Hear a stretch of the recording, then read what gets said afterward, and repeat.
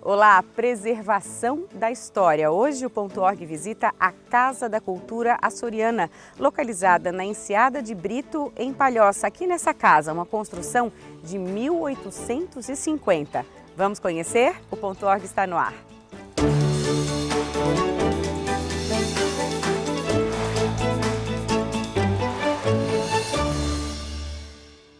A Enseada de Brito é um dos berços da cultura açoriana em Palhoça.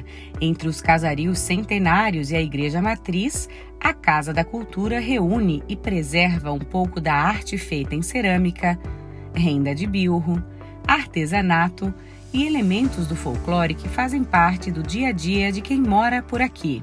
São cerca de 15 anos de preservação dessa história. A cultura açoriana é muito forte aqui na região, né, Caio? Conta um pouquinho pra gente dessa história da cultura açoriana aqui. Bom, a colonização açoriana de Santa Catarina teve início em 1748. A localidade de Enseada de Brito foi fundada em 1750, ou seja, apenas 2 anos após o início da colonização açoriana. Então, esse local está na gênese da colonização. O bairro Enseada, ele é o primeiro agrupamento humano formal estabelecido no município de Palhoça, ou seja, ele é mais antigo que o centro atual sede do município e que todos os demais bairros, sendo pelo menos 40 anos mais velho que a sede, o atual centro, a atual sede do município. Essa população açoriana ela se manteve ao longo dos séculos seguintes. A presença é muito forte, registrada ainda através da preservação de algumas edificações do século XIX, como a igreja, esta casa e outras aqui da praça, são bens tombados pelo patrimônio histórico do Estado. E durante um bom tempo, essa cultura, essa base de cultura de base açoriana, foi o que norteou todas as manifestações aqui, e de modo que é um bairro ainda com uma formação humana bastante preservada em relação à cultura original. Claro que isso vai se perdendo, com os meios de comunicação, as inovações, várias coisas vão se modificando. Mas a casa ela surge com o intuito de preservar e também retransmitir os conhecimentos açorianos. É importante, quando se define cultura açoriana, que a cultura açoriana, na região de Santa Catarina, ela é tratada pelo termo de base açoriana, ou seja, não são especificamente itens que vieram dos Açores, costumes, que norteiam aqui. Por exemplo, o uso da farinha de mandioca é um costume indígena absorvido pelos açorianos e que foi integrado a essa cultura. O boi de mamão não tem origem nos Açores, ele é uma manifestação provavelmente nordestina, com base indígena, e que também foi absorvido pelos açorianos. Então, o termo correto para nós definirmos essa cultura, ela é de base açoriana, ou seja, predominantemente veio com os imigrantes, mas aqui sofreu interação da cultura negra, indígena, de outras etnias europeias. Então, é isso que nós tratamos como cultura açoriana aqui. Qual a maior riqueza, na sua opinião, assim? Qual o maior legado que essa base de cultura açoriana deixa para os dias atuais? A cultura açoriana ela é presente no litoral de Santa Catarina em diversas formas. Por exemplo, no traçado das ruas, no modo de falar, no sotaque, na alimentação, na pesca, no cultivo.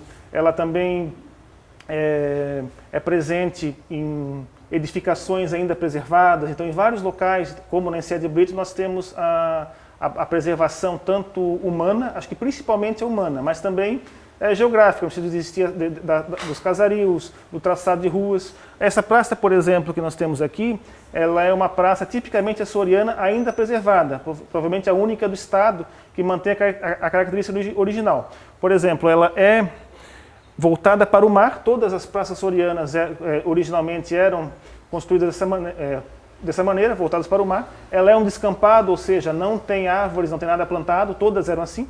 E na maioria dos casos essa característica foi se perdendo. Por exemplo, na Praça 15 houveram aterros, na Praça São José, e foram plantadas árvores e elas foram sendo transformadas com vistas a se tornarem praças mais compatíveis com o normal, com o padrão. E esta aqui ainda se mantém como uma praça açoriana com bastante originalidade. Na oficina de artes aplicadas, a criatividade não tem limite. Aproveitamento de retalhos, criação de bonecos, acessórios, tudo é permitido com a liberdade de criar. Nós temos as pastas de projetos, né, que elas escolhem o projeto que querem fazer, mas elas também trazem a ideia de casa. A Anice faz bastante coisa coisa sintética, é o que ela se identificou para fazer. Hoje a Leni trouxe uma ideia de fazer uma bolsa grande, né, bem grande. Então é assim que a gente faz. Não tem uma coisa a seguir, assim, sabe? Não, só pode fazer aquilo, não. Pode fazer, elas podem fazer a ideia que elas tiverem, né? Quando eu cheguei e vim conhecer como é que funcionava, o acolhimento foi tão gratificante, assim, que eu disse, eu vou me inscrever e vou ver como é que se dá todo o processo, né? Foi uma das melhores coisas que eu fiz, porque eu entrei, o acolhimento não só da professora, mas de todos os participantes e colegas da casa, e ao aprendizado, né? Aprendi muita coisa que eu achava que eu não tinha capacidade de fazer, né? Nice frequenta a casa desde quando foi inaugurada. Nem sabia costurar. Hoje está em várias oficinas. As almofadas que estão nessa sala foram feitas por ela, um espaço dedicado à cultura religiosa especialmente relacionada aos festejos do Divino Espírito Santo, um forte legado da cultura açoriana. Eu fiz a renda, né? Essa renda de bilro, eu aprendi com a minha sogra, com a dona Anida, e depois eu construí a almofada, fiz a almofada e apliquei a renda na almofada. Então, tudo que está aqui eu aprendi aqui na casa, né? Além de passar uma tarde agradável, ela usa o aprendizado para confeccionar peças para vender. Eu já consigo fazer sozinha as minhas peças, eu peço a opinião da professora sempre, peço socorro quando eu não sei alguma coisa e ela sempre está disposta a me ajudar. E é o que me dá uma renda maior. Então eu faço as bolsas, divulgo na internet e as pessoas pedem para me fazer. A filha Isadora também frequenta as oficinas e tem muito interesse na renda de bilro, já que a avó dela, Dona Nida, é professora cheia de habilidades. A artesã recebeu a medalha de mérito Cruz e Souza como destaque cultural de Palhoça. Então, para mim é muito bom passar isso aqui que a minha mãe me ensinou, né?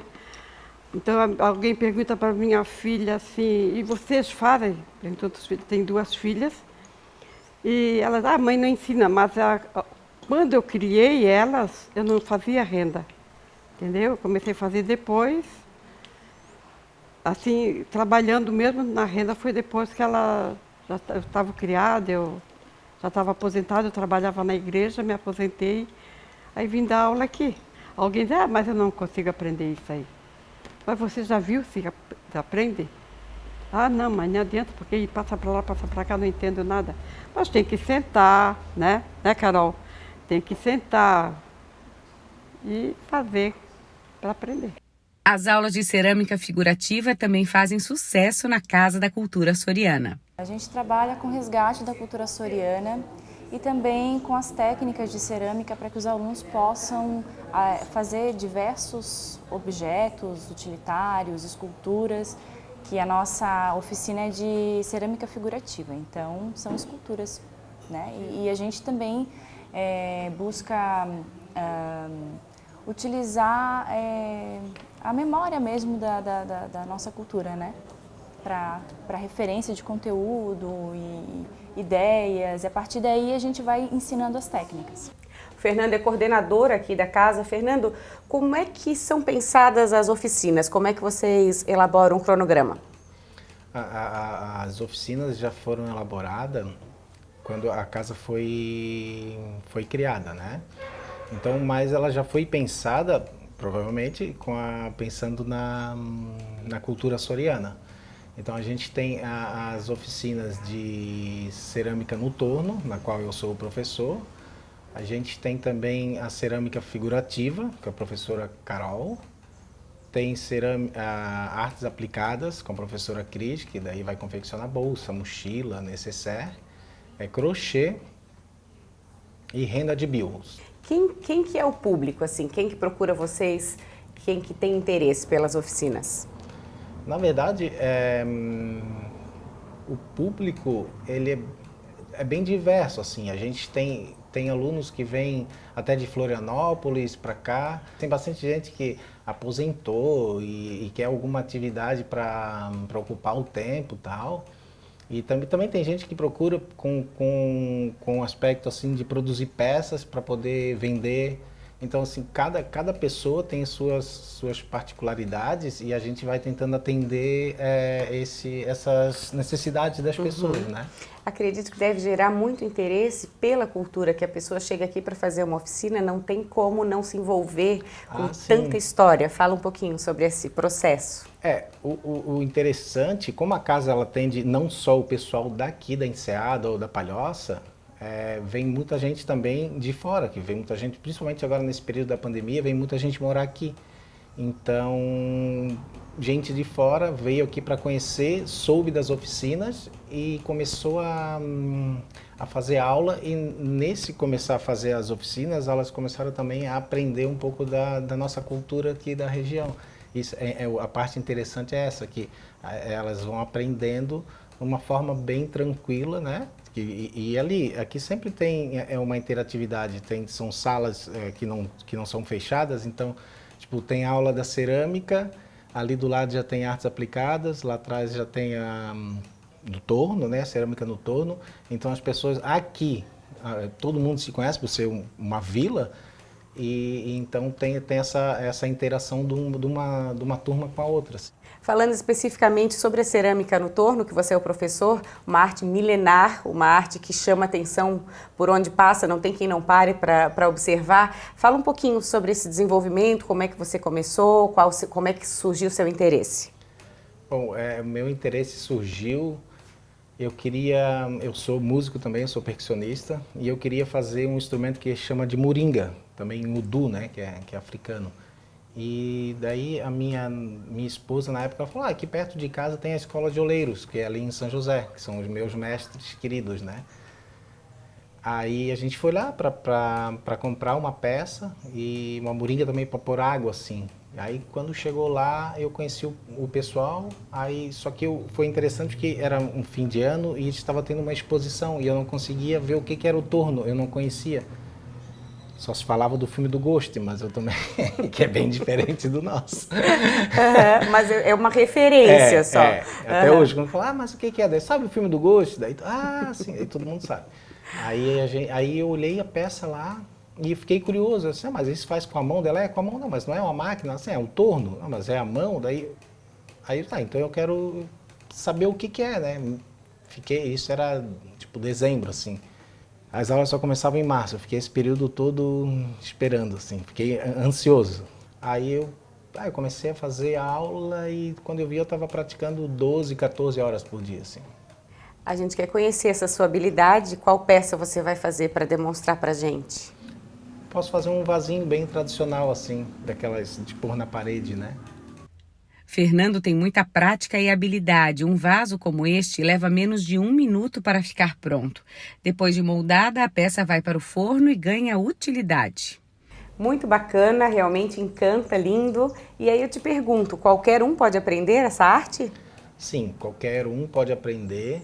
Cada um tem suas peculiaridades, um tem mais dificuldade numa questão motora e tal, mas quando eu dou aula, eu passo a técnica que eu aprendi. Às vezes eu acabo aprendendo com o aluno, porque ele tem dificuldade, eu não consigo fazer com a mão desse jeito aqui e tal. Aí eu falei, então vamos tentar de um jeito que tu consiga. Daí ele desenvolve a própria técnica, assim. Coisas que a arte permite, né? A criatividade então, vai longe. Aí eles falam, mas assim não é certo. Não tem certo e errado, né? Deixa fluir que a gente vai chegar em alguma peça, assim. Aí assim vai. Eu tinha uma aluna, é interessante, ela tem artrite reumatoide, né? Então a mão dela é toda tortinha, assim. E ela consegue faz peças maravilhosas, assim. Às vezes o dedo dela desengatilha, assim, mas aí ela volta e consegue. Do jeito dela, ela faz. Quanta superação que a gente acaba presenciando, né? Da aula é muito enriquecedor, assim, sabe? Na cerâmica. Acho que todo professor tem isso, assim. Consiga aprender com o aluno também, acho que é muito engrandecedor para o professor também. Fernando, horários de funcionamento, quem quer conhecer a casa, quem quer visitar, como fazer? A casa ela fica aberta das 13 às 21, de segunda a quinta, e sexta-feira das 13 às 19. Fernando, muito obrigada pelo bate-papo. Eu que agradeço. Obrigada a você pela audiência. O Ponto Org de hoje termina aqui. Até o próximo.